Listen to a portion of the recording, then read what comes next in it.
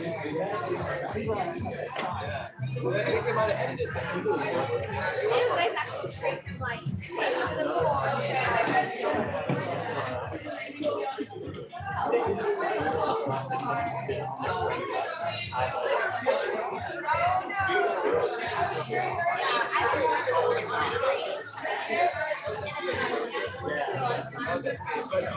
Well, we can just sit here, I guess. Yeah, we should. She was really good. Well, you want to sit on my lap? I'm gonna sit in We the just have front no row. competition. There's no.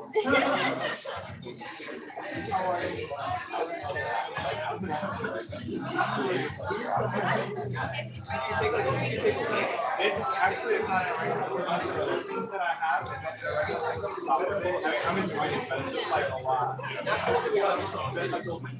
It's like,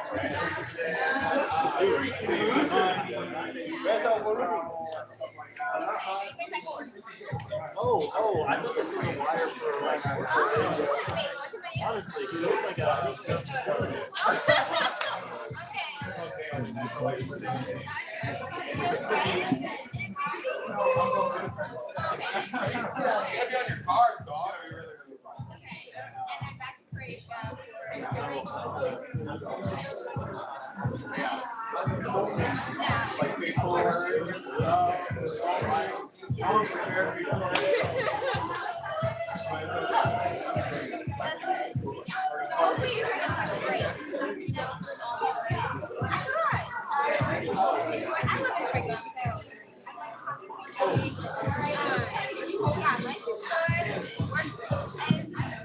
It's actually pretty cool. I think it will a lot.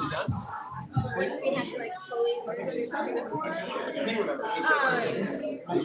they just hired them to make these things, but they're still so I just did a lot for them to learn how to use their stuff. Like,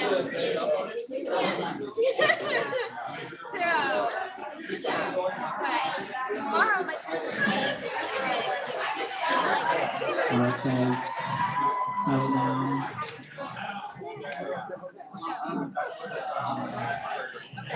We're about to get started with the very first round.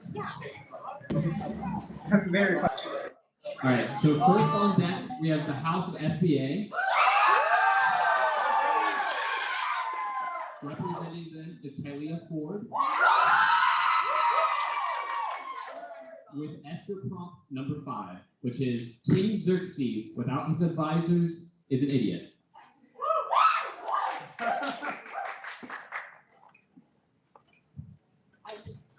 Oh, it says PT Dev on the prompt. It says I'm at the podium. Is there a timer that I can see anywhere? you can use your phone. Perfect. I'm just gonna panel ready. Okay, so King Xerxes is an idiot without his advisors because King Xerxes with his advisors is still an idiot. That is my thesis, is that this man is very dumb. The first reason that he's dumb is because he is a drunkard. I mean, you have all the ability in the world to do anything you want, and you choose to spend your days getting drunk and picking up a harem of virgins. That just doesn't really seem like the best thing to be doing with your time, especially when you have all those resources.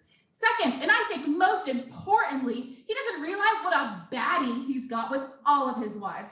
First thing, the first girl, she was pretty cool. She was really hot. And I mean, if a wife's like value is like coming from her beauty and grace, she was beauty, she was graceful, because if a man ever told me, hey, come out to my party so I can show you off, I certainly would not go. And I think that that is a virtue, and that is prudent. Another reason why he is stupid even with and without his advisors is because he literally does not know who his friends are. He has no sense of self and like who is around him. Because when Hanan was like, I'm gonna kill the Jews, like, why does that not set off any alarms in your head that you want to kill an entire group of people? I mean, genocide is not the way to go. Perfect, 1 minute, 29 seconds. And then finally, and most importantly, King Xerxes thought that he himself was like good and that he was smart. He was not him, it was God. It was God who was working through these moments. It was so like when Mordecai was sitting at the right hand of the king at the end, he was not sitting at the right hand of King Xerxes, he was sitting at the right hand of God and working through God and his precepts. And I mean readiness, kind of back to the prompt.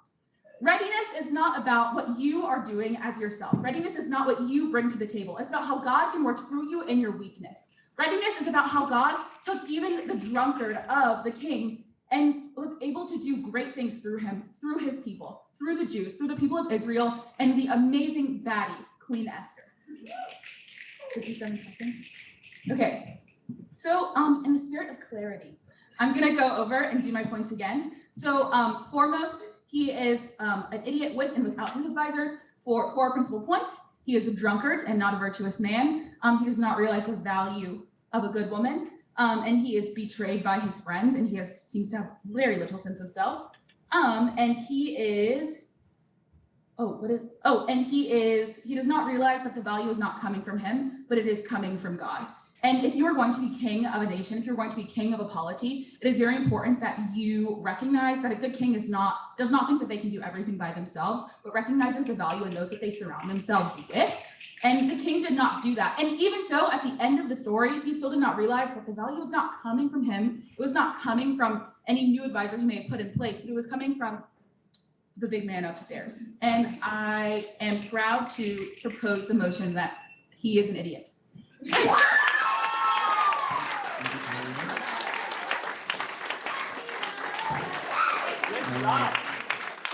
Great.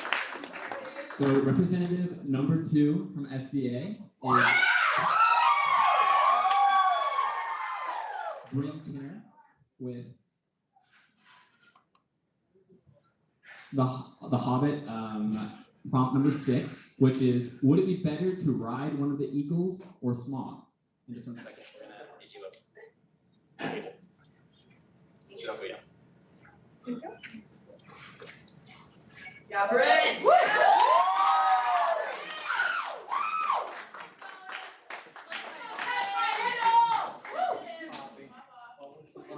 Come on, Brent, I will begin my time now. First, I must say, the eagle is the obvious choice. I am an American.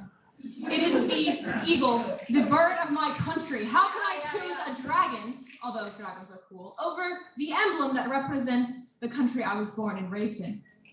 Therefore, my immediate thought was the eagle. However, I do have 2 other reasons to back up this point. The first being lizard. All I'm thinking is lizard. What am I supposed to grab onto? I don't want to touch these giant slimy scales, slimy, dry, cracked. I don't even know what to think of that. It will probably be very hot if it's a dragon which has fire burning inside its body. I'm not going to be thousands and thousands of feet in the sky with the opportunity to slide off and nothing to grab onto. No, ma'am. No, thank you. Second, feathers. I have a feather pillow. I love my feather pillow. I sleep on my feather pillow every single night. I will happily ride on a bird full of feathers. I'll probably even take a nap on the bird, quite honestly. The eagle that represents my country, who is not a lizard with slimy, hot, scaly, dry scales. I don't even know what texture they're going to be, but they're not going to be pleasant. And now the important part. Why does it matter whether you should ride on an eagle or Smog? You never know when you're going to be faced with this question, quite honestly. You might be walking down the street and then suddenly the eagle picks you up and you're in the sky and you're dropping me back and forth between Smog and the eagle. Or maybe I'm dreaming. I do dream quite vivid dreams on my down feather pillow, you know. But it is important to consider these things. Because if I get picked up by an eagle, the emblem of my country, I do not want to be concerned and making these decisions on the spot, as I did just now. 4 minutes is not enough time to decide between an eagle and a dragon, because quite honestly, dragons are cool. But no, an eagle. I would choose an eagle. Because, as I said, I'm American. Need I say more? However, I do wish that I was born in England, but no. The loyalty to my country demands that I choose an eagle over a dragon. And yes, it's scaly. So I will not choose to sit on the burning scales of Smaug, who is also kind of not a nice guy. So I wouldn't trust him very much if he was going to roll me over. I probably think that he would. And the eagles, they do carry them to a very, very interesting place in the book. They go up onto the top of an eyrie where they see all of the lands, and I would like to see that. I would love to be able to fly in that, and I would not love to fly over burning lake town and most likely die. So I choose to sleep on my feather pillow, the eagle, the emblem of my country. That is not a scaly lizard. Thank you for your time.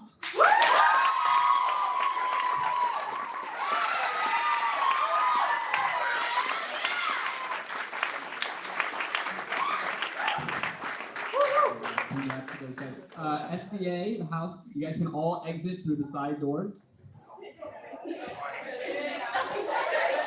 Because we can stay here the whole time because we don't have a Zoom.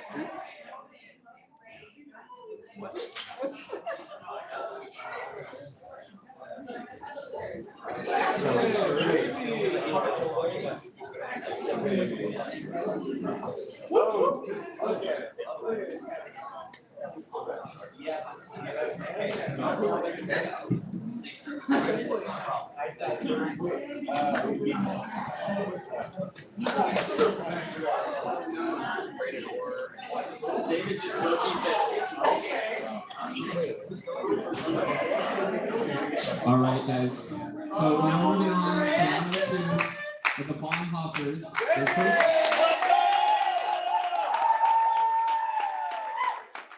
representative is Brandon Orr with Esther prompt number 10, which is, when the word irony is looked up in the dictionary, it simply reads Haman. Yes.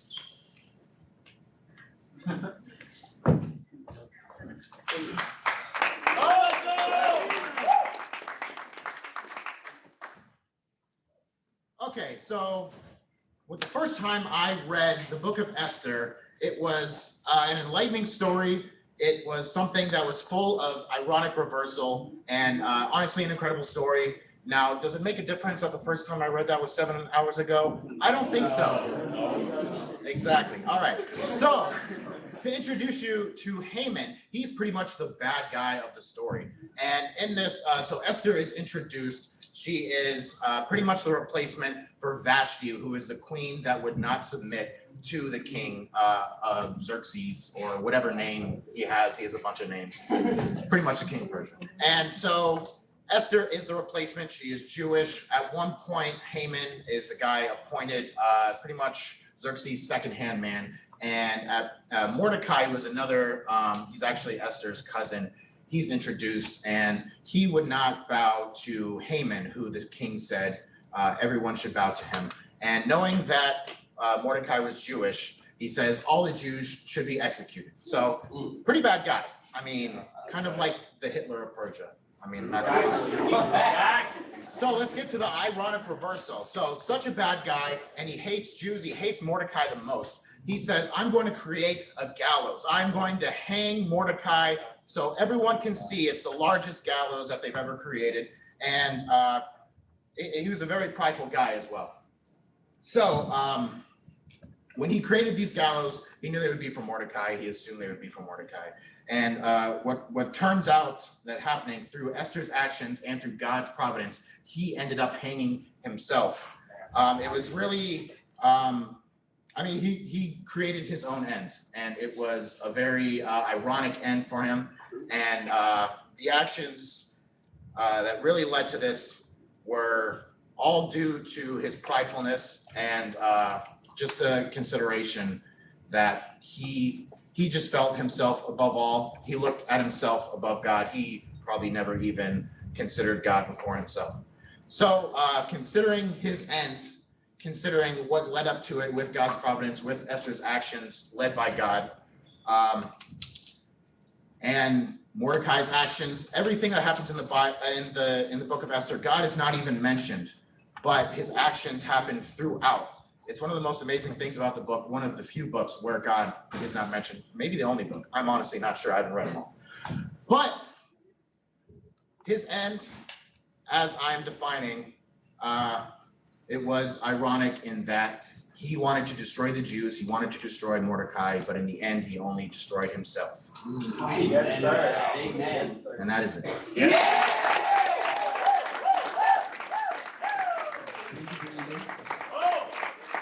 So next up for Bonhoeffer, we have Noah Ebel. Let's go, Noah!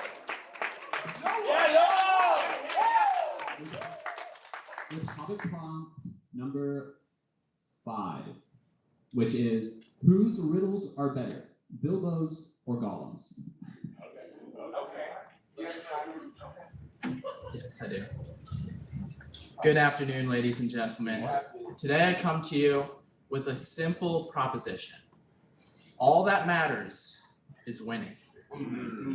So when we analyze whose riddles were better, we need to ask ourselves the question, who won? Who won? Nobody remembers the best loser. Nobody certainly remembers the worst loser.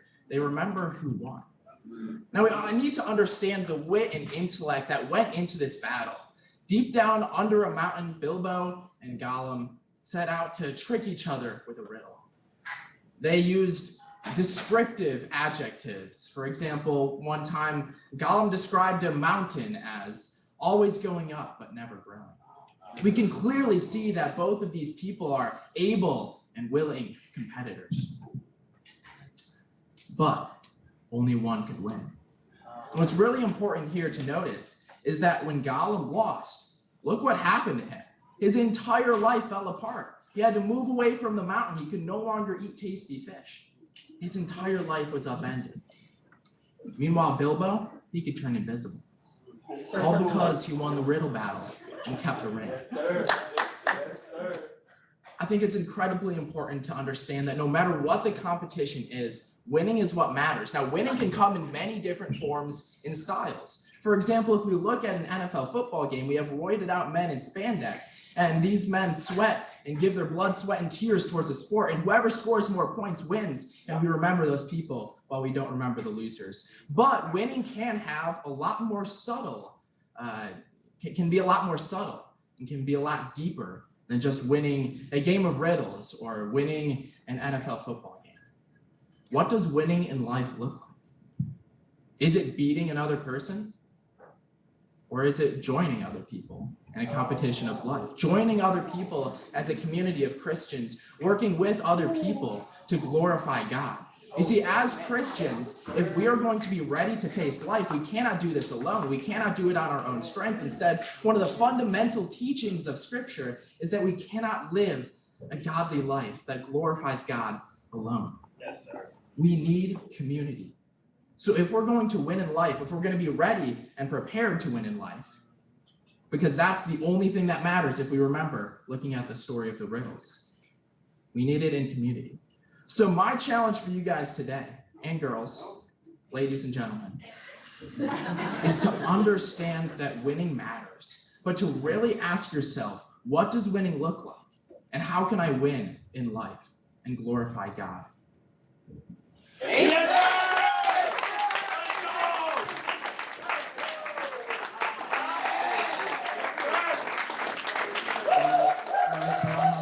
job, guys. You guys can also exit through the side doors.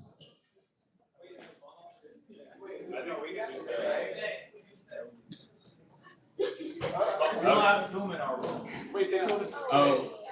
You don't have film yet. Well, I mean, we can leave as long as we. Yeah, as long as we get the credit. Oh, thank you. Thank you.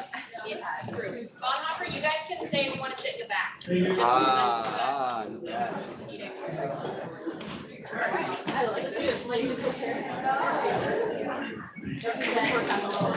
All right, well, next up we have the House of C.S. Lewis. First up is Harrison Chapman with Esther prompt number 9, which is Haman was probably crushing on Esther.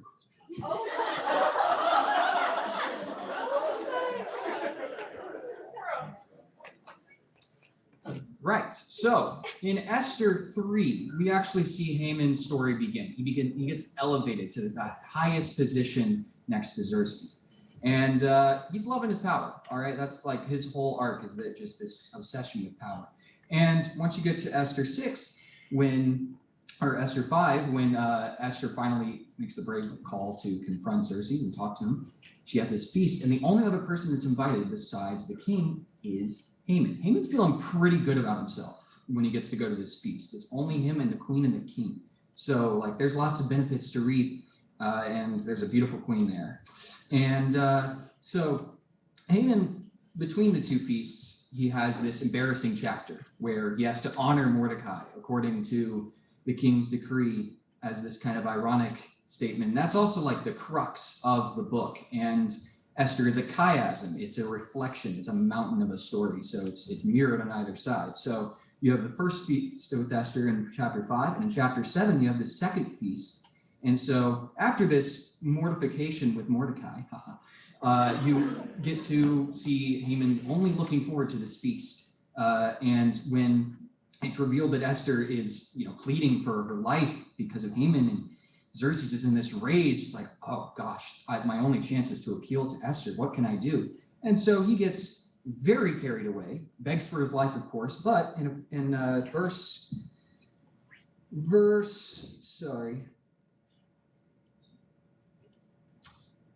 it says basically that Haman is on his knees by the queen, and the king says, will he even assault the queen in my presence? And in some translations, that is literally to molest the queen in his presence. So who knows what was going on in that tent? It got very spicy, and Xerxes is fiercely jealous. I think we all know this from some of the previous speeches we've heard. There's no tolerating that. And so getting hung on a spike is, pretty much the crime that he pays for his thirstiness. It's pretty brutal. And so it just goes to show that, in this empire of Persia, this lust, centric society, that's the kind of environment that people in positions of power crave. They will not care, they will not hesitate to lust after others' wives, to use that to their own gain. And so Haman just fully exerts his horrible nature in this moment in which he pretty much molests the Queen Esther. Thank you. Thank you, Harrison. All right, next up for Lewis, we have Graham Strawn. Graham's going to be doing Talbot Prompt number 9, which is Gollum had every right to eat Bilbo. All right. So today, I want to walk us through Gollum's rationale. So I want to begin by one of the most important things about the king's education, which is synthesis. So we take not just the text before us, but outside knowledge that we learn. And so I want to take us back to foundations of politics. Dr. Griffith, right? Pull out your copy. Thank you. We love him. Pull out your copy of the Republic. Open on up. Let's look at Thrasymachus. Thrasymachus says, justice is the right of the stronger. Amen. Yeah. Bilbo's pretty weak. He's in Gollum's cave. He's not stronger. And so Gollum has a need, Gollum has a will, and Gollum has some food. The only thing stopping him is Bilbo's sword, which you would argue makes things unequal. Second, I want to take us down to Enlightenment and Liberal Democracy with Dr. Tubbs or Dr. Innes. Locke has this theory of property and consent, and he says when you step foot into a nation or a city, you consent to their rules. Bilbo is in Gollum's cave. What the heck, dude? That's his hometown. He is agreeing to the law of the land. Gollum's hungry, Gollum eats goblins or hobbits. And so finally, I want to say that Bilbo deserved it because Bilbo's whiny and annoying. And look, even Tolkien agrees. Open up your copy to page 74, where he writes, Bilbo was saved by pure luck. That's it. Bilbo was whiny, he was missing his friends. He was like, oh, I can't find Gandalf, I don't know what I'm doing. He just happens upon the ring. Gollum deserved to eat this kid because he's been surviving on his own, working hard. All the important things and what it means to be a strong individual in the chaos of the state of nature. Yeah. That's all I've got tonight. Be safe out there.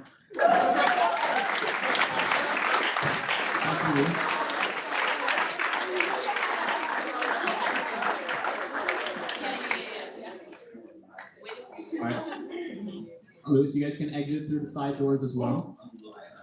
Thank you guys. So next up,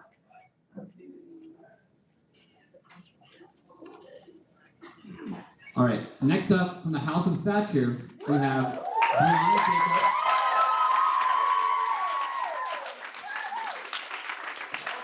With Esther prompt number 2, which is Esther is in fact a girl boss.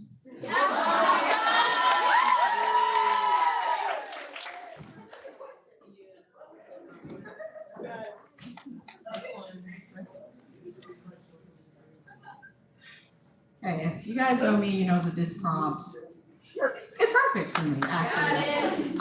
What do you do when you find out that something could potentially kill you? Something, a plot, somebody came up with something, some scheme, and they were like, hey, we kind of want to kill off your entire family. And what would you do if that person was your husband's best friend, right-hand man? So we all know Esther was selected because she was not only drop dead gorgeous, stunning. Xerxes was like, okay, have to have her. But she was ordained by God to be in this moment for the exact time and purpose to save her entire family. So after she found out who her cousin, because you know your family got to keep you in all the secrets. Listen, my cousins be riding and dying for me, and I know that. That's a fact. So when she found out by Mordecai that her husband was about to put a law to kill her entire family, what did she do? She threw a dinner party. That's what I would do. I would throw a dinner party. I would have everything out, the baked mac and cheese, you know, the ham, all of it. She invites the best friend. He's over here thinking, oh, she liked me, she thinks I'm cool. Who said that? Who said that? Somebody said that. So she invites them, you know, they're having a grand old time. They sit around, she's like, come back again, I'll throw another one, we can turn up.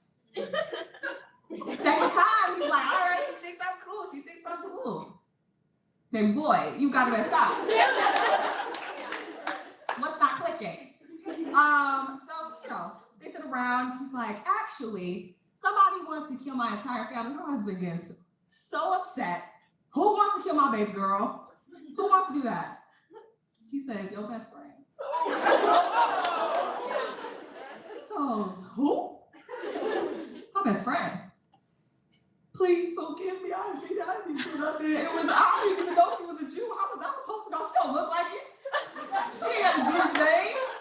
Well, her name was Hadassah before, but you know, she had to get it changed to something Persian so she fit in. But yeah, so he over here, the king's like, I gotta clear my head. I can't believe my best friend. He steps out. Please save my life, Esther. All up on her. She's like, why you all up on me for? Who you begging? King comes in. Now you trying to rape her in front of me? You got another thing coming. He wanted to kill her cousin, hang him on the gallows. They said the king was like, hang him on it right now. Yeah, I do not care. Trying to kill every girl, trying to kill the entire family. You're dead. You're done. You're done. You're done. You're done. And everybody lived happily ever after. You know, they had some peace. And Esther's the queen of Persia. She is a girl boss. Yeah.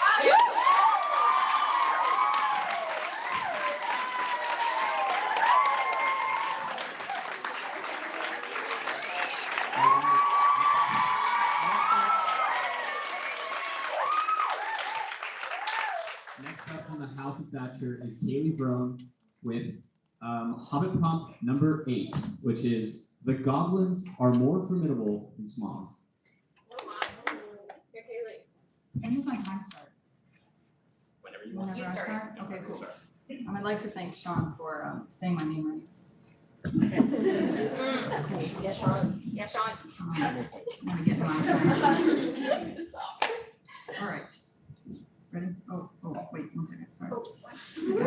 Gotta stop this. All right, ready? Okay, go. Ladies and gentlemen, thank you for joining me today. I'd like to bring your attention today to 2 mountain dwellers. We have Smog, the dragon. Some of you may think he's great. I would argue he's not. Then we also have goblins, also mountain dwellers. Some of you may think, ew, gross. I would argue formidable. One thing about Smog is Smaug plays on the defense. You know, it even says in the book he's been living in that mountain for hundreds and hundreds of years. He's grown fat. He's grown lazy. The only reason he even gets up is because Bilbo comes in and steals the cup. So really, all he wants to do is get his cup back. Poor guy, honestly, I know. The goblins, however, they're living on the offense. You got the dwarves, Bilbo and the dwarves, they end up sleeping on their porch. What do? They say, they're about to take him in. So they don't attack them, they just bring them in. They say, hey, come on in, we're gonna kill you now. They get really excited about it. You know, goblins are way more formidable because they're living on the offense. They're actively taking steps against them before the Thorin and the dwarves even take any steps. You know, they don't steal things from the goblins, but bam, there they are, dead. All right, another thing, Smaug has, the goblins don't have, dragon sickness. Goblins, all they want to do is kill. They don't even care about why. They just want the dwarves dead. Smaug, all he cares about is his treasure. It's all he can think about, it's all that's on his mind, and that's the only reason he's really ever killing. I've got other points, I just have to read my handwriting and I'm shaking a little bit, I promise. This is my house and they love me. Finally, another thing I would like to say is, Smaug, you wanna know what takes Smaug down? A single arrow. You wanna know what takes the goblins down? Absolutely nothing. They don't really lose the battle, they just end up running away. So the first time the dwarves and Bilbo encounter the goblins, you know what they have to do? They have to get rescued by the eagles. They don't even defeat them, they have to run. Finally, the goblins, so formidable, they follow them all the way to the Lonely Mountain because they are so intent on killing these dwarves. Smaug, he dies within 5 minutes of him showing up in the book. I counted, I timed it. So, all because, I didn't actually, but I really thought about it. All because he flies around a little bit, gets shot by an arrow because he's got a soft spot. You wanna know what? Goblins? No soft spots. Absolutely not. They are formidable. They have no weaknesses. I promise you that. Meanwhile, Smaug over here, he's getting shot right over here. He's got a little soft spot there. You've seen the movie, you know how he gets killed. And that's the right version, I promise you that. I did read the book, I promise. All right. Oh, also, it takes 5 armies. No, not 5. It takes 3 armies. The goblins are 2. It takes 3 armies to take down the goblins. And they really don't even get taken down, they leave. So, once again, my point is, goblins, formidable, Smaug, absolutely not.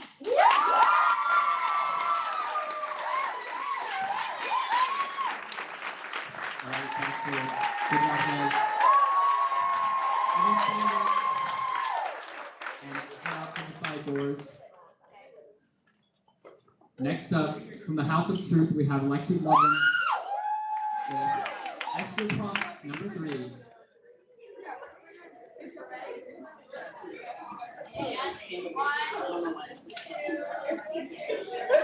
Extra Prompt number 3 is Mordecai is the dad we all deserve.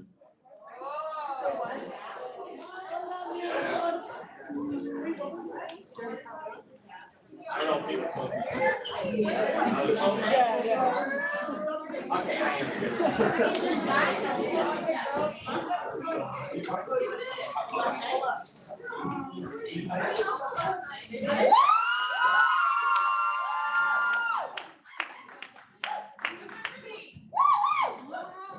All right, so you can begin whenever you want. Get my timer out. Hello, everyone. I didn't know I was doing this at the beginning of the day. So that's fun. All right. You want to say the prompt? You already said the prompt? I'm sorry. I already said it, but just one more time. Okay, Esther number 3. So Mordecai is the dad we all deserve. Yeah. So everyone loves a cool uncle, right? Let's put hands for cool uncles. You know, you can't go wrong with a cool uncle, and I would say Mordecai is the coolest. I mean, he literally took Esther in. She didn't have anyone, and he took her in. Hype up for Mordecai. Also, he's actually like a pretty cool guy about the fact that like she's getting married off, because most dads are like, oh, I'm gonna embarrass you in front of this boy, and I'm gonna make you feel so awkward, and I'm gonna tell him like, oh, I'm gonna get him and show him all your baby pictures. But no, he's like, hey, like you should go to this beauty pageant and like, I don't know, maybe you'll kill the queen, you know, just a thought, be kind of cute. And that's exactly what she does. And then he hypes her up continually as a queen. And get this, even though snitches get stitches, he still snitched for her man, all right? He snitched for her man because he was going to get got. He was going to get killed. And he said, that's not gonna happen. Yes. So even though Haman, I can say some words, but we're gonna talk about Mordecai, not Haman. Even though Haman was an absolute jerk, Mordecai steps in, he saves her man. He saves her man. Get a round of applause for that, man. He saved her man. Yeah, and so not only did she save like her husband from getting murdered, like he was also like, hey Esther, maybe you should like go up to the king and like tell him like maybe they shouldn't murder a bunch of people. And she was like, yeah, you're so right. I may get murdered too, but here we go. And he took a big sacrifice because I'm sure he cared a lot about her too. He was not only a good dad to Esther, but frankly to all the Jewish people, because they would have gotten killed without action, without all his action, right? Right? Yeah. Mordecai was a cool uncle, a great man. Amen. He was a snitch for good reason. For good reason. No stitches whatsoever. None. And he hyped our girl Esther up. I bet in that beauty pageant, he was sitting in the back with his little camera, taking pictures for the scrapbook. Because you know he has a scrapbook for Esther. I mean, I'm sure it's not historically accurate, but still, he was a cool dad, and that's what we want. That's what we want. We want a cool dad that supports you. We want a cool dad that will hype you up. We want a cool dad that will keep your man from getting killed. Yes. And that's exactly what Mordecai did. Yes. So I say, Mordecai is the dad that we all deserve. Yeah, that's it. That's it. You're That's it. That's it. Yeah. He really is. He really is.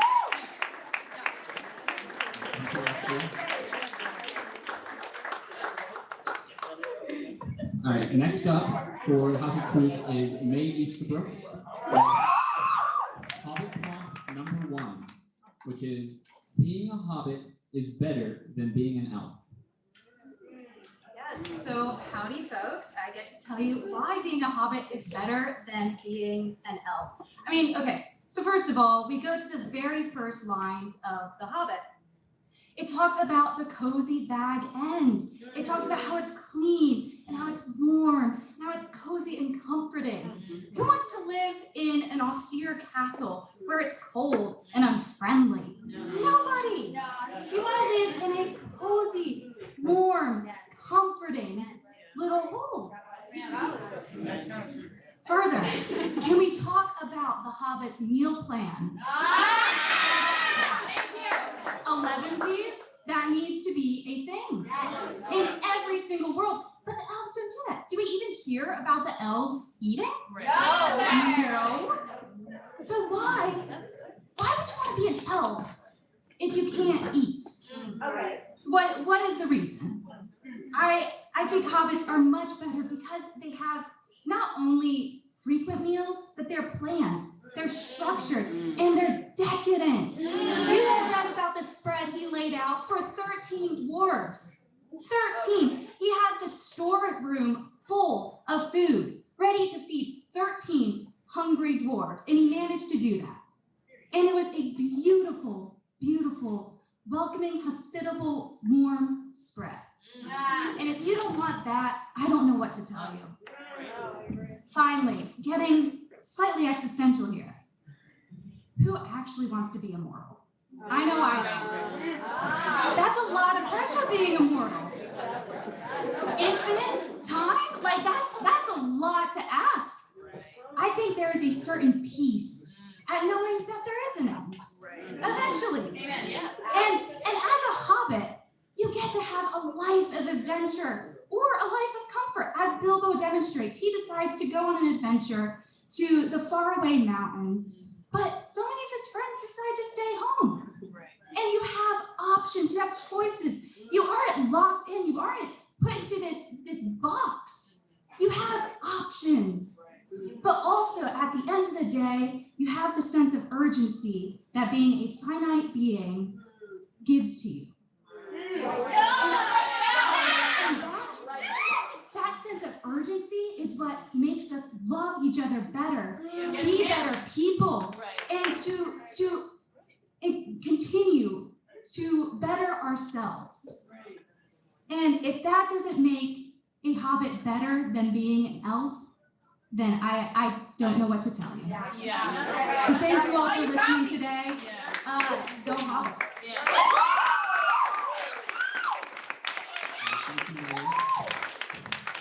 All right, House of Truth, you guys did a great job, but you can exit.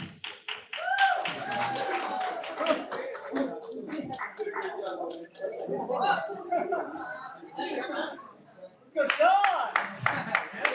All right.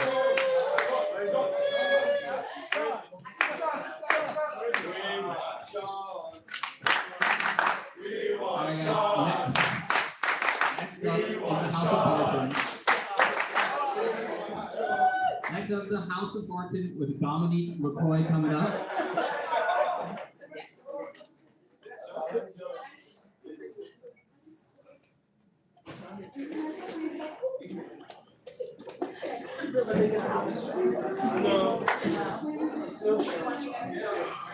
There's a little bit of a delay, don't worry about it, don't freak out.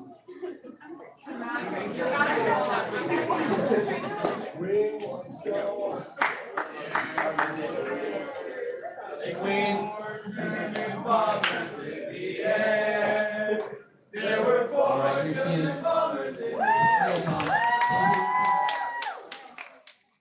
So one more time, Dawn is going to be doing Esther prompt number 6, which is Haman had narcissistic personality disorder.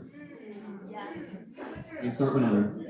Okay, so Haman had narcissistic personality disorder and he did not have it under control at all. This man should have gone to therapy. He was so messed up. A little bit of context here. Basically, there's this king and his woman's not into him at all. And she's like, I'm over this. So she's out. He has all these other women come in. He's like evaluating them. And he's like, whoa, ladies, which one am I choosing? And he's like, I want that one because she's like low maintenance or whatever. And Esther's like just chilling. She's like into natural beauty. She's not really wanting the cosmetics and all that other stuff. She's like, I am a free queen. I am natural. And he's like, that's my queen. King Ahasuerus is like killing it. So anyways, Haman is so jealous because again, he has narcissistic personality disorder and all he can care about is himself. Because he's so daggone selfish. And so he tries to go after Esther's uncle Mordecai. And Uncle Mordecai is killer. He's 11 out of 10. We love Uncle Mordecai. So all Haman is trying to do is mess up this relationship here. So he's always like drinking with Esther and trying to like convince her to like get away from Uncle Mordecai. He starts making plans to kill Uncle Mordecai. He's like, we're gonna go in the back here and I'm gonna try to hang you. That's not happening. Uncle Mordecai says, nah fam, to that. But Haman's so jealous. He's so jealous of Esther. He wishes that he didn't have to do that kind of skincare regimen that he's doing. He wishes that he was in the natural beauty. He wishes that he wasn't so high maintenance and really high maintenance because we're in Israel. They're doing but Uncle Mordecai is the only high that we want over here. I don't want this.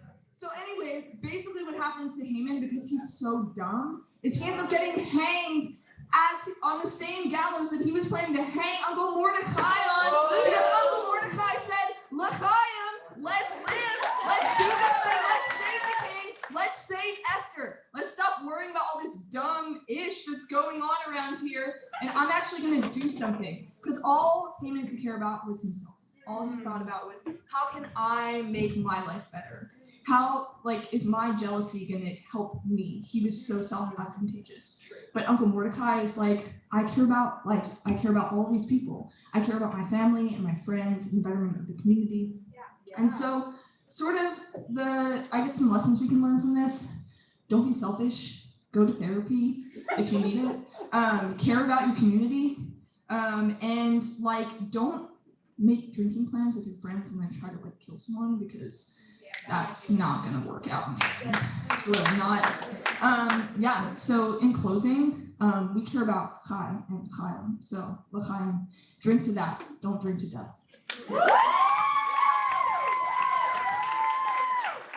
Thank you very much. Next up from Barton, we have Holly Peterman. Holly is doing Hobbit prompt number 4, which is Bilbo is actually a thief. All right, Holly, you can start whenever you're ready. Now, when you first read The Hobbit and you start in the beginning, obviously, what do you know of hobbits? They're simple folk. They like the simple things in life. They like warm meals, cozy homes, pipes. You don't think that they're a thief. Yet in chapter 1, when Gandalf comes, he goes, guys, for your party, I have a great person for you. A burglar, a thief. And this is Bilbo. And you're reading it and you're like, what? Bilbo, he's not a thief. And it just doesn't seem quite right. And then even in chapter 2, they're like, oh, you're a thief. Why don't you go and steal from the trolls? And that didn't go so well. And they all get caught and Gandalf has to help them escape. He seems to be a horrible thief.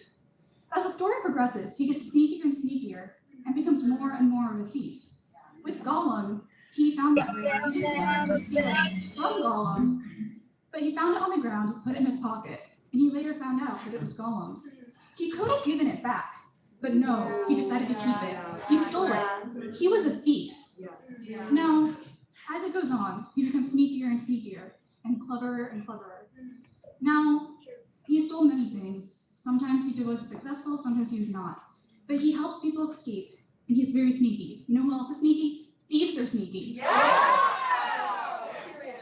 Also, most importantly, he stole the hearts of the party. In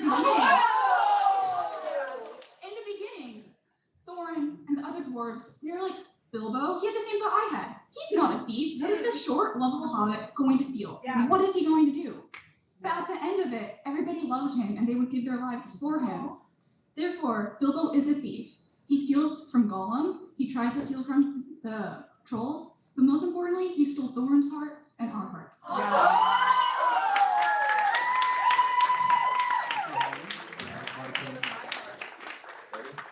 You guys can. You guys can start.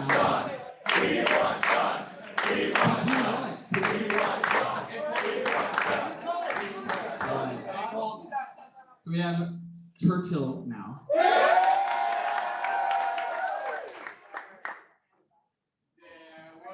Wait first, we have to move more people into the There were 3 German bombers in the air. There were 3 German bombers. There were 3 German bombers. There were 3 German bombers in the air.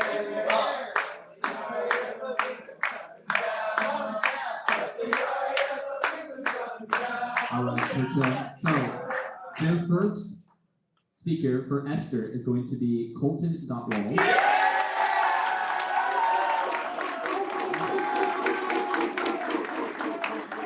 With Esther prompt number 4, which is anyone whose dad is named Hamadatha is bound to be somewhat evil.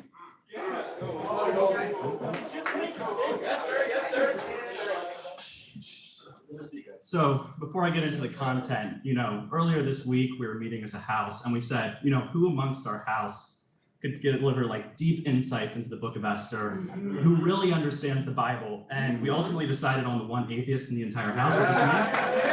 So for y'all, I'm gonna fake it just like I used to with my parents. So as he said, my prompt is anyone whose dad is named Hametha is bound to be somewhat evil. Hametha, it is true. His name starts with what? First 3 letters. Ham. Ham. We all know what ham means. You went way too hard. I'm not allowed to say what ham actually means in the acronym, but you guys know what I mean. Somebody that went way over the top, somebody that went way too far. All right? So look at Haman. One guy out of the entire kingdom doesn't bow to him. Instead of just complaining to his friends, which he kind of did, he was like, you know what? I'm just gonna assassinate an entire race of people. Casual, that's what you do when somebody pisses you off. You just kill everyone. And then, after that, he's like, you know what, that's not ham enough. And my dad's name is Hametha. So I'm gonna build a 30 cubit tall high pipe and hang him on it. And then that wasn't enough. So he went in to the king. King says, I want to praise somebody. He's like, oh, me. We got to go ham on this, guys. He's like, I say we got to have him out in a robe. We got to put a crown on his head. We got to have everyone cheering for him. One of your most noble people should lead him around. Turns out it was Mordecai who's supposed to lead around. So this man went ham, even in the praising of his enemies on accident, just because he was trying to go ham for himself. And at the end, how did it work out for him? You don't ever want to go too ham. Because that pipe, who ended up on that pipe? Haman. Haman went ham and died on the pipe. So I just wanted to recap. This man went ham in attacking his enemies, ham in praising himself, and ham with his power. Except unlike me, I'm faking this. He wasn't faking any of that. So at the end of the day, it didn't work out for him. He went ham. God went ham, although he was not mentioned in the book of Esther. I watched the Bible Project video just like the rest of the speakers did. Something about like that balanced arch, mirroring story. Yeah, it's not about that. It's about when you go too ham, God's going to come back. It's going to hurt. So to conclude, don't go too ham. Try and be safe. Try and take care of everything. I'm sitting here filling time until we're at that minimum time limit, I'm going ham with the time limit. We're hitting the bare minimum.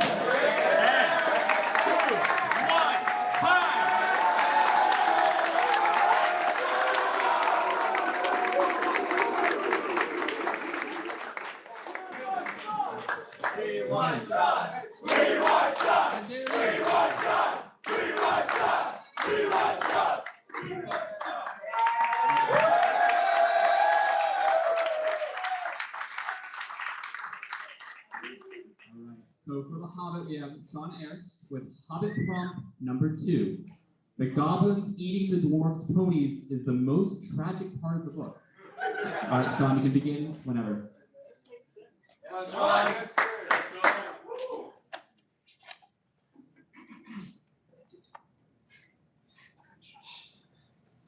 Go back, no good at all. Go sideways, impossible. Go forward, only thing to do. On we go. An adventure gets interesting when there are stakes. When you know, oh, people or horses are dying. This is when a story gets exciting. This happens towards the beginning. They just get kidnapped from the goblins. The most tragic part of all this, the dwarves and the hobbits don't even really notice. They're more concerned about being eaten themselves. The stakes have been raised. But that makes the death of these ponies all the more tragic, that we were getting attached to them along this time. Like, oh, they're good ponies, they're good steeds, they're getting us where we need to go, they're trudging through the mountains, they're carrying the luggage. It's doing good. So, when they're being devoured by the goblins, why do they need to? What the heck? The goblins just eat them first. They have to watch their own ponies get eaten. Come on.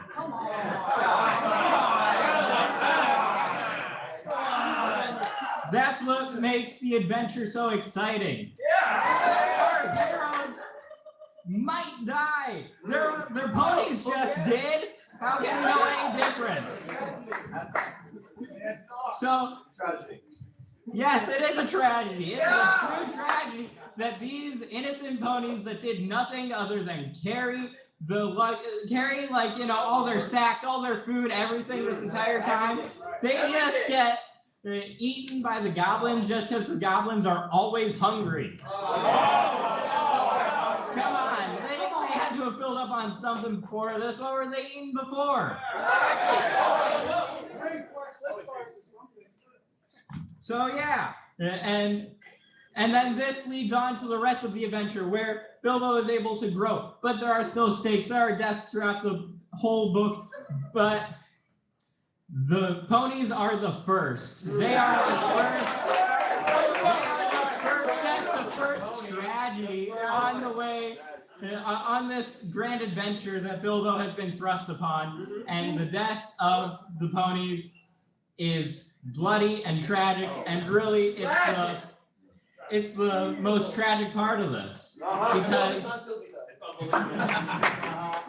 So yeah, and the ponies let them go onward. They let them go forward. Go sideways, impossible. Forward is the only way, and now they are hampered because they don't have their ponies anymore.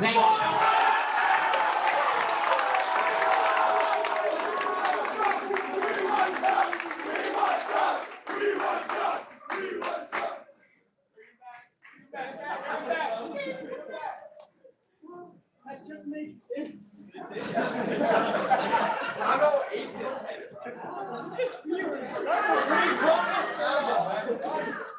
All right, Churchill, you guys did really good. But you know the rules, so you gotta leave to the side. We want shot! We want shot! We want shot! Thank you. We want shot!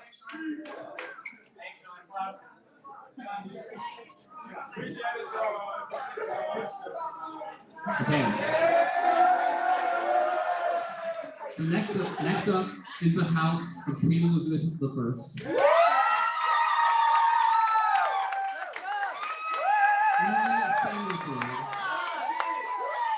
With Esther Prompt number 1, which is Esther is the Old Testament Cinderella. Whenever you Go, Emily! I'm a short queen, you know? Okay. Hello. Okay, I just want to start off with prefacing that Esther, you know, was my feminist awakening. I can't call it feminism, but I can call it a girl power moment. And you know what else is a girl power moment? Cinderella. Okay, Esther, like Cinderella, an orphan, right? Sad. Tragic. Devastating. Okay?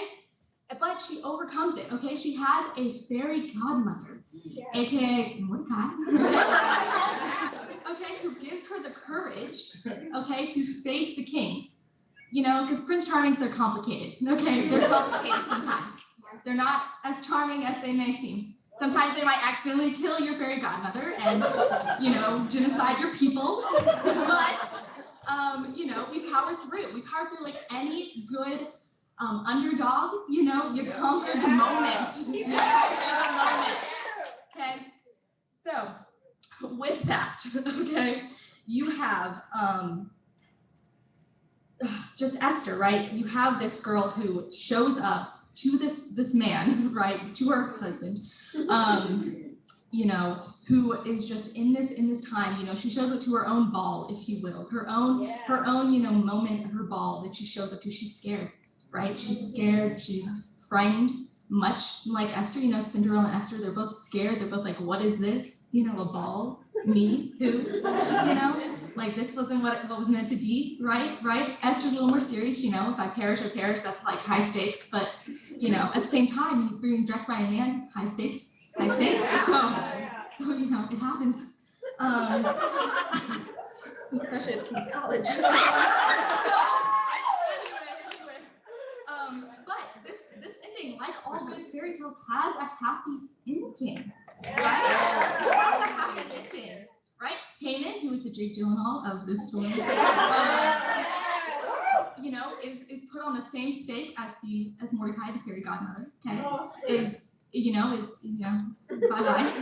It's donezo, right? You know, same as like the evil stepmother that, you know, had to end up cleaning up, being servants for the rest of their days. You know, that poetic justice is really in there. It's really in there. And boy, do we love to see it. Yes. So, that's just to say that Esther is this powerful underdog like Cinderella who conquered, who really took what she was given, made the best of it, showed kindness, hospitality. She was brave, she was smart. Esther threw a banquet that she knew would give her the upper hand, right? Cinderella, she also showed kindness to her mice friends who helped her out, right? That kindness. Cinderella's motto is kindness. Esther, I would say the same thing, kindness. Kindness wins, bravery is good. That readiness, right? To just do what is needed to fight through the moment, the time, for what life gives you. Of course, this is, you know, that's it. Yeah, that's it.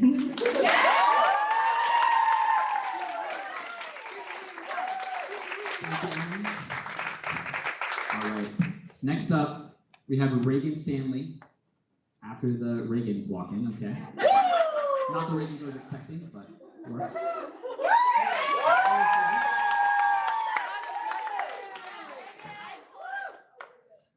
All right. So, Hobbit number 2, which is the goblins eating the dwarf. Oh, yes. Number 3, yeah. But Gollum sets the perfect example for those in quarantine. Really does. Okay, so for those of you who don't know, Gollum was once a happy little hobbit named Smeagol. He was social, he had friends, he went fishing, he did all kinds of fun stuff.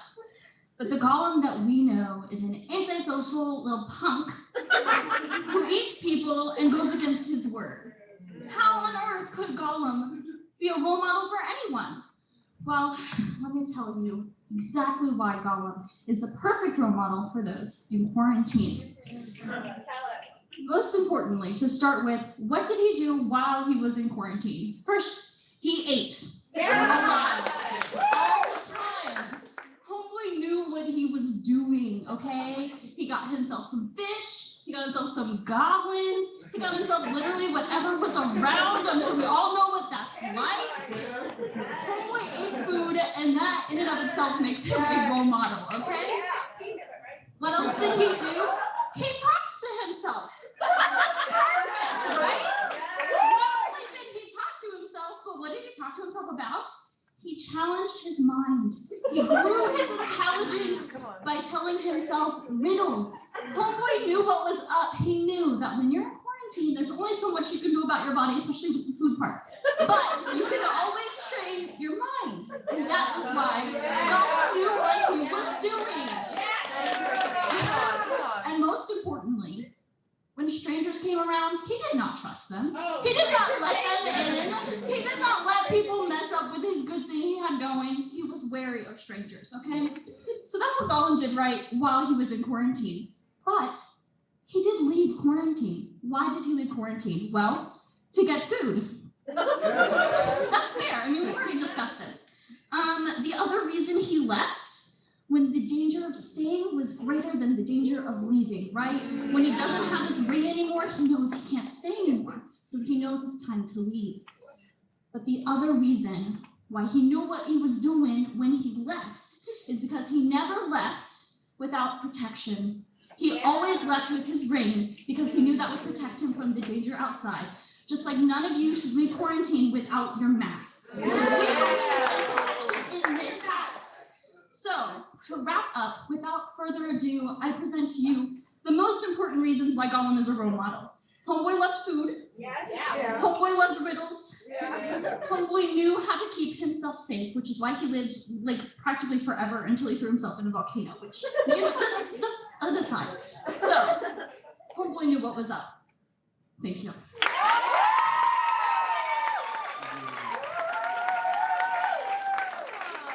You did so well. You stay. You don't have to leave.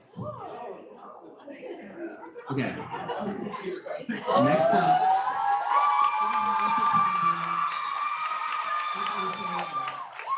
All right. Issa is going to be doing Esther prompt number 8, which is Esther proved that the quickest way to a man's heart is through his stomach. All right, Issa, you can start whenever you're ready.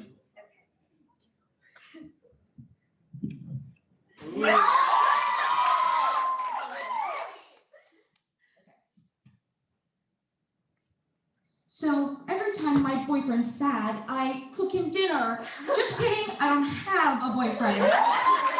But you know who did have a boyfriend, actually had a husband, was Esther. And Esther, she really saw, she said, hey, you know, what does my man like? Food. She literally saw him for 6 months eat and drink with another wife, and she got all, you know, full. He got full and he got drunk, and he said, I'm gonna kill my wife. And Esther saw this and said, Queen Vashti, literally dead. And now when I'm gonna be his wife, I need to make sure that he is happy, healthy, thriving, excited. You know what I'm saying? So, she said, you know, right now my husband is kind of a bad guy, kind of wants to like kill the Jews and stuff. So how am I gonna make him not kill the Jews? Bam, through his food, through her food, period. And she says, hey, you know, King, my husband, my love, come to a feast. Bring your buddy Haman. We're gonna have a good time. And you know, I'm sure she prepares all the good stuff, spaghetti, hamburgers, you know, they had that back then. And she sees him eating, drinking. She's like, is now a good time to be like, save the Jews? Like, is now a good time? And she said, no, they're too happy eating my spaghetti and hamburgers because those good together. And yeah, so she sees him on, he says, I'm full, I'm happy, I'm healthy, I'm really excited to be here, all this stuff. And then she says, now's not the right time because the Lord calls us to be self-aware and prepared. And now the right time it is to say, save this whole entire race, period. Okay, so then she says, how about you come back tomorrow? Instead of spaghetti and burgers, I'm gonna freaking cook you cake. Period. I'm gonna cake, brownies, ice cream, you know the drill. Period. King.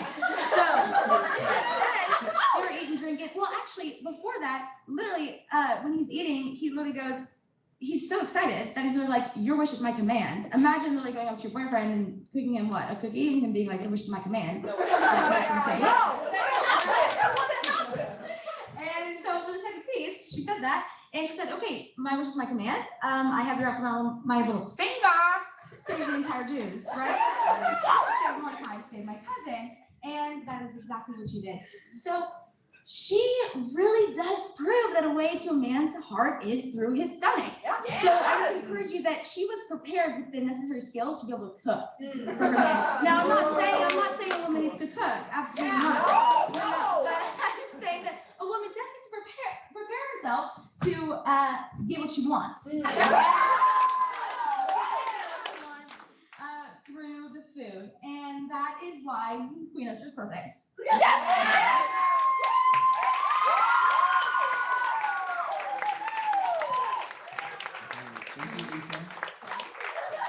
Next up is Tyree Hall with Kyrie.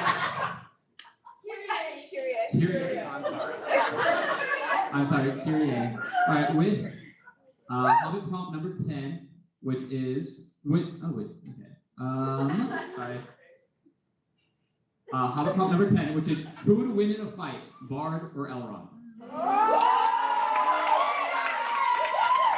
Whenever you're ready. I know we're all excited for the showdown between Bard and Elrond.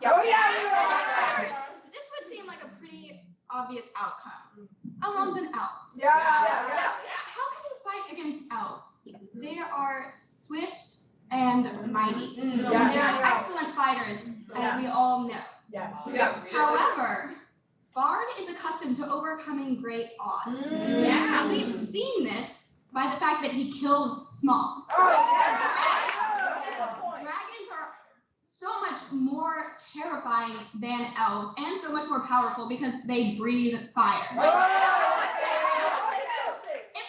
If Bard can contend against a dragon, surely he can handle Elrond, who's a mere elf. So based on this, we have reason to believe that Bard is in fact prepared to fight against Elrond.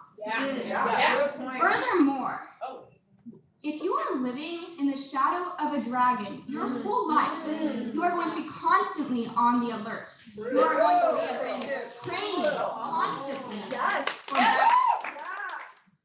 As Bilbo pointed out, it is really bad policy to laugh at live dragons. You are going to be working constantly on the alert, thinking about how you can be prepared for battle. And so because of this, Bard is going to be more prepared for this battle than Elrond. Elrond is living a really nice life in the woods. I mean, it's so nice, and you just tend to be a bit more relaxed in the woods. I don't know if you notice, like, for example, when we go to fall retreat, we're more relaxed. We're much more relaxed, and you're not going to be ready for exactly whatever is coming at you. If someone throws a big assignment at you during the middle of fall retreat, you're like, what? You're going to say, I'm not ready for this. But when you're at school and you're constantly thinking about school, you're going to be more prepared. And because of this, we see that Bard will be more prepared for this fight than Elrond. Wow. Yeah. So true. Makes sense. And so when we come to this battle, we're going to see two mighty warriors. Yeah. Bard is an unlikely candidate for victory. Yeah. He's just a human with less life experience than an elf. However, because of his preparation, because of the life he's living, his emphasis on being alert and being prepared, he will in fact be prepared to battle Elrond. Yes. And because of his prior experience overcoming a dragon, we'll see that he will in fact prove the victor. Thank you.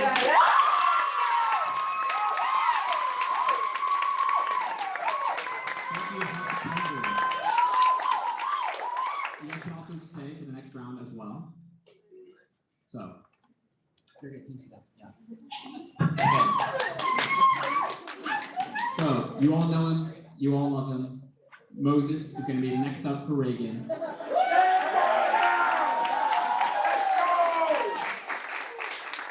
Moses is doing Esther prompt number 7, which is Mordecai embodies tough love in chapter 4.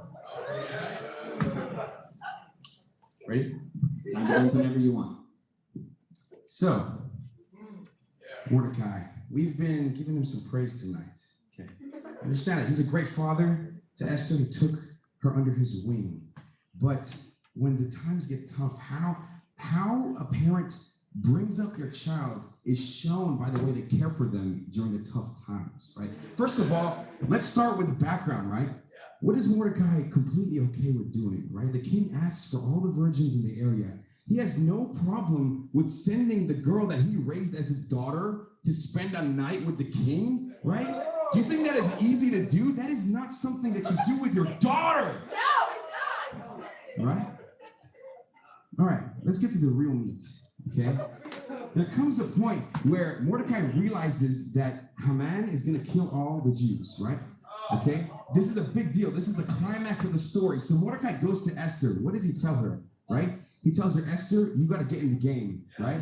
Your whole family, everybody in your tribe is at stake here, right? He doesn't say, oh, don't worry, Esther, it's okay. You know, you can do it. He doesn't say that. What does he say? Esther, don't think you will escape, right? He says this. He says, for if you keep silent at this time, relief and deliverance will rise from somewhere else, right? She says, listen, Esther, if you don't want to rise up in this time, don't worry. God will use someone else, right? And you and your family will die, right? That is not encouraging, right? That is not something you want to hear from your father, but he does it anyways. Why?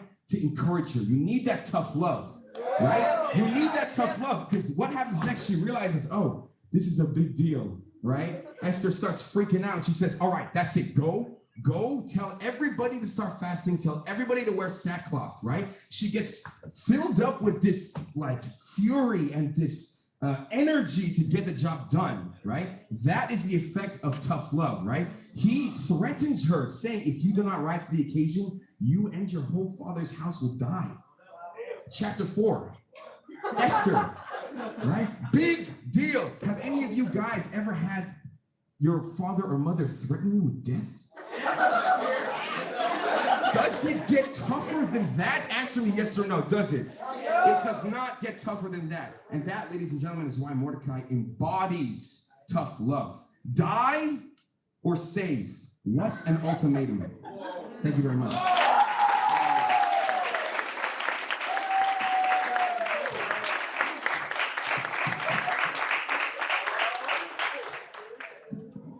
Last but not least, we have Nate Palmer with Hobbit prompt number 7. Thorin is the sexiest dwarf.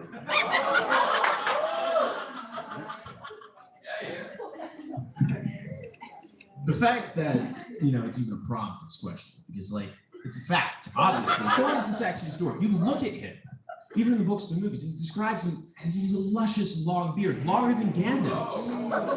And to have a beard like that, you gotta be sexy. The only people that have a beard longer than him is his dad, who's dead. So automatically he just counts him. Secondly, he's king under the mountain. God, money, power. Like that's what we want to see now. You know what I mean? Whose treasure was that before Smaug took it? It was Thorin's, you know? And he got it back. Who got them Smaug out of the mountain? It was Thorin. He got it. He took that mountain, he held that mountain, not only against the dragon, but against the elves, the goblins. Then, what does he do? He calls in the eagles. That's what we like to see there.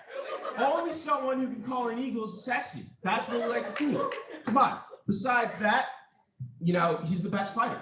And when anyone went against him, they died. You know, he killed everyone when he went against them. He had that axe, went around, killed elves. Very similar to us. He killed elves, he killed wolves, he killed goblins, you know. He was the most feared fighter of all the dwarves. He was, you know, and, you know, that kind of ties back to, like, there's nothing sexier than heroes, you know? And, you know, when you have pictures in society, people who are like, you know, we like the uniform, you know? You got the Marines, that's dress blues, you know? Doesn't matter, sorry, but, you know, you put on the dress blues and that's sexy. What does Thorin have? He has a golden suit of armor. What beats that? He's a king, you know, and nothing beats the king because, you know, the king's got power, and that's nice. And more importantly, though, what shows the fact he has the power is since he's so powerful, no one's ever going to cut his beard. And that beard is really what ties it all together. You know, it's the fact that he's able to have that thing and kill so many people with it. You know, he can just strangle someone with that beard. Just all done. And, you know, and that is why Thorin's the sexy stuff. You know, he's got the money, he's got the power, and, you know, he was so sexy even Smaug wanted it. But he couldn't even get it. Tried to get the money, had it for a little bit, and Thorin said, get out of here. And he left.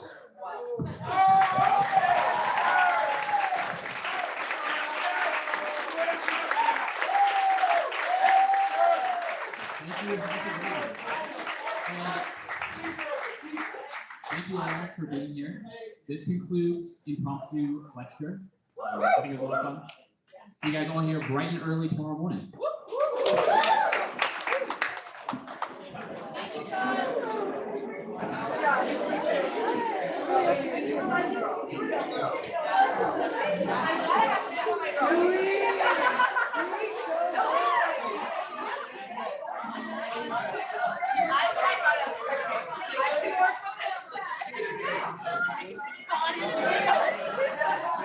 Thank you, judges. Thank you very much. Appreciate it. Thank you very much. Hey, it was a pleasure.